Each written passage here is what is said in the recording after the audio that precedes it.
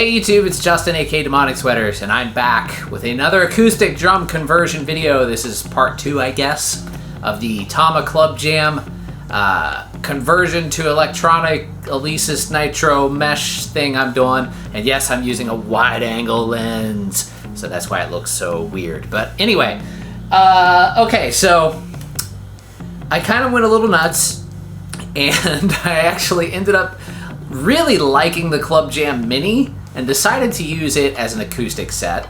And so you probably saw that already in my last video. It is now over in my drum studio, which is down the street from here. And I ended up just buying this Club Jam Flyer kit, which is like the tiniest little drum set that Tama makes, or Tama. These things are very small. It has a 14-inch bass drum, a 10-inch rack tom, or no, sorry, an 8-inch rack tom, and a 10-inch floor tom, and a 10-inch snare drum. So the entire thing is in this box, and over here to my right, I still have the Alesis Nitro module, and the cables and all that stuff. I have the hi-hat controller. That's not gonna work yet, because I'm still waiting on a part, but I wanted to update you guys about the hi-hat controller from Go ddrum. Turns out I actually purchased the wrong one in the last video. They have basically a lot of different versions, and there's one that specifically works for the Alesis Nitro Mesh, or the Alesis Nitro.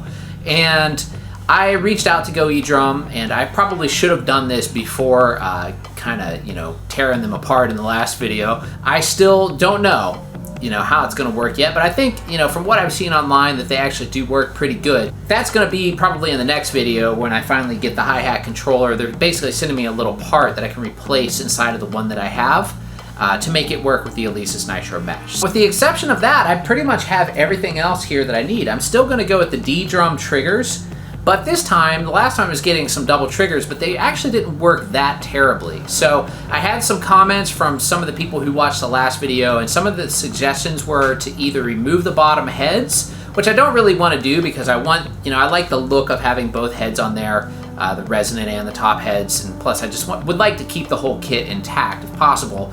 So the other suggestion was to muffle the drums. So what I'm going to do is basically just stuff them full of paper towels. I bought a few rolls of paper towels that are sitting right over there, and I'm just going to stuff the toms. They're very small, so it shouldn't take that many, and the snare full of paper towels after I put the mesh heads on there. Now, oh wait, I just realized that I'm still missing some of the mesh heads. So we might not get all the way through this unless they show up while I'm shooting this video, which they may, because I think that they are out for delivery. But I have a few of them, so I may be able to get some of the drums together, but I'll definitely be unboxing it. And also, I wanted to show you guys this. Well, I have two of these. These are these Pintech PC series cymbals, and these things are awesome looking. I had no idea they would be like clear like this. They looked more black on the website. But what's really cool about these, I already know that the PC series that I have, the other one, always worked really well, and I was always very impressed with it. They're just single zone cymbals, but you can buy these in dual zone. But I just got single zone because that's all I really need for the Alesis Nitro module. But what's really cool here is they also come with this Aquarian spring mount right there. So you can actually, I don't know if you've ever seen one of these before, but I used to know a lot of people that use these on actual cymbals. And let me just show you what this is. I don't really care for them on actual cymbals, but I think on a trigger cymbal, this will actually be really good, because what this does, it has these two rubber kind of bushings there, and you put the cymbal down on there, and then you tighten this down, so basically it just can't spin when it's tightened on here. And then you put this on the cymbal stand with this little screw right here, and then also this flexes. This has got like a spring, so when you hit the cymbal, it gives a nice flex. So I think that'll be really nice. So I have all the cymbals are here that I'm going to be using. I might be short on one stand. I might have to get that from my drum room, but we'll see how far we can get with what I have today. So let's go ahead and get started. I'm going to start unboxing this thing first, and then we'll take it from there.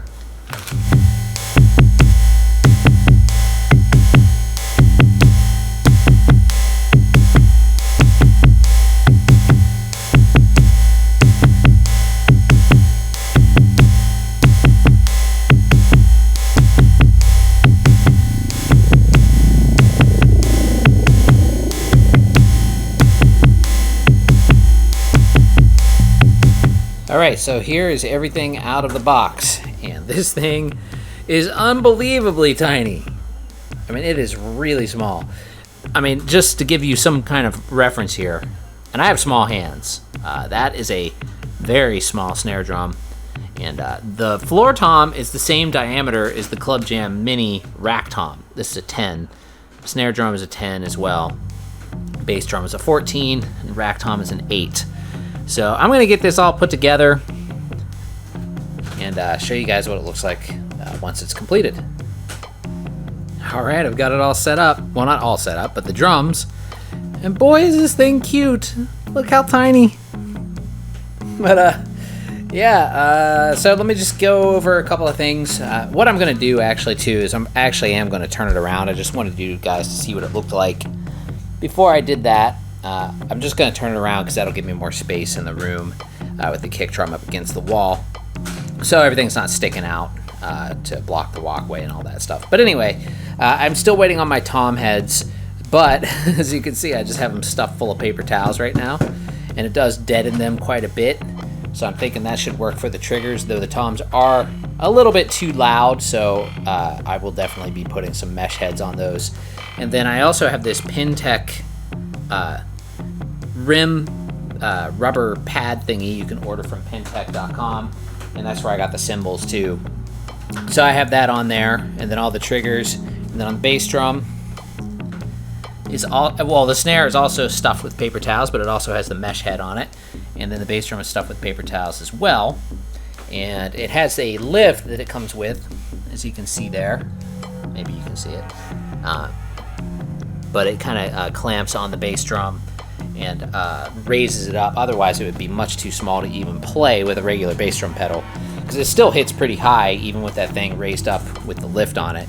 But yeah, it looks really, really awesome. So I'm gonna turn it around, hook up the cymbals and the module and all that stuff, and we'll see if this one works better than the last experiment.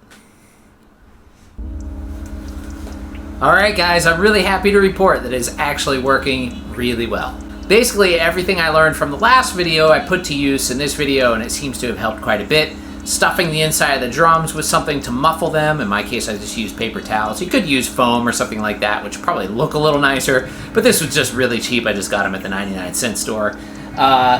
The snare drum, I don't know if it's probably the trigger, the ddrum trigger. I'm not getting any more double triggers, but the snare drum I noticed was actually a little bit quieter than the rest of the other triggers. So all I did is I just moved it to Tom 1 trigger input, and then that seemed to bring it up a little bit. Maybe because Alesis makes that snare trigger a little bit quieter than the rest because the snare tends to be hit harder or something. I'm not really sure. But I did notice that the last time with the ddrum triggers as well, that the snare seemed to be a little bit quieter than the rest of them. But I was able to fix it by plugging it into Tom 1 input and then just adjusting the snare drum sound to be a snare drum sound from Tom 1 input.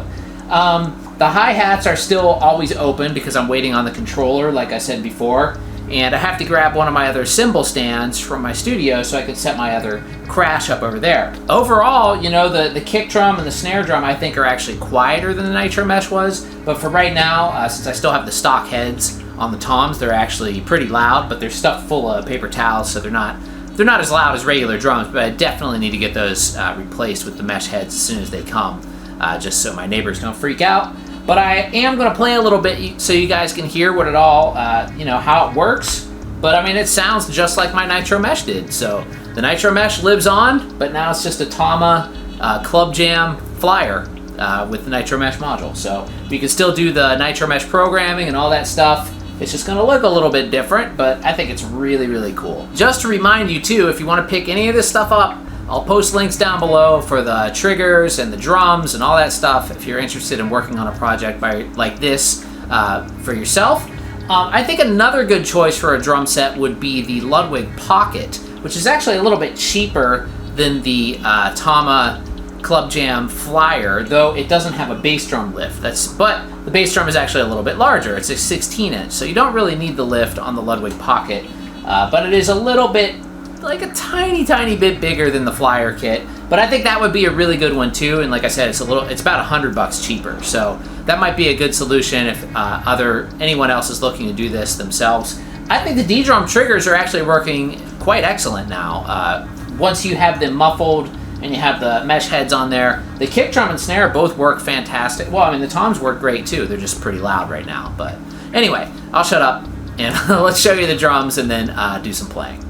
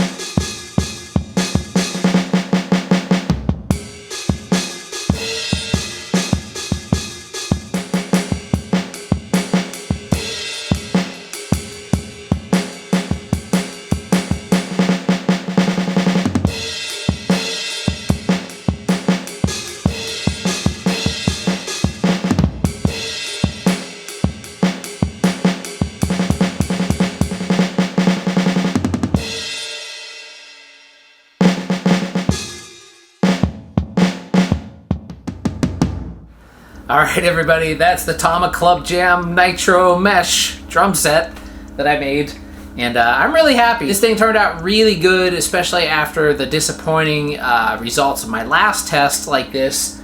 I couldn't be happier, actually. I just can't wait to get the hi-hat controller, and then I'll be able to use my hi-hat foot again as well as my other crash once I get that cymbal stand back, and then get the heads. So all of that will be in the next part of this video. There will be another video probably in a couple of weeks or maybe even a little longer, depending on how long it takes for that hi-hat controller to show up. So but anyway, I'm really excited. I think it's really good, and now I can get back to doing some of the Nitro Mesh programming tutorials, and you guys can check those out too. And then plus I have this really cool looking little set.